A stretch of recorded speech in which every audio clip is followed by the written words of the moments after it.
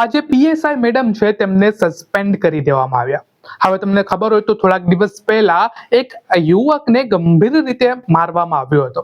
ત્યારબાદ તેઓ દાખલ થયા હોસ્પિટલની અંદર અને ત્યારબાદ આજે પીએસઆઈ નો વિડીયો પણ તમે જોયો હશે કે જે તેઓના ઘરે પહોંચ્યા એટલે મીડિયાને કોકે ઇન્ફોર્મેશન આપી એટલે તરત જ મીડિયા ત્યાં પહોંચ્યા એટલે તેઓએ શૂટિંગ ચાલુ કર્યું અને મીડિયાને જોઈ અને જે પીએસઆઈ છે તરત જ તેઓએ ચાલતી પકડી.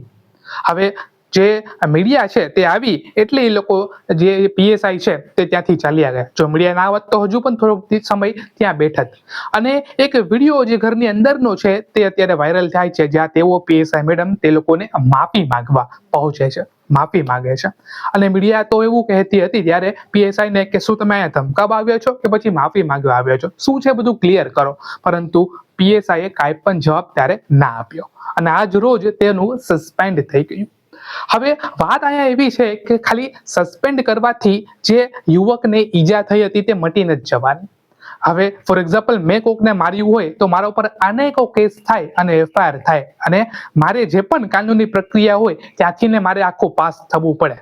તો વાત અહીંયા એવી પણ આવે કે જે આ પીએસઆઈ છે તેમને સસ્પેન્ડ તો ચલો કરી દેવામાં આવ્યા, પરંતુ એના ઉપર કાર્યવાહી શું થશે?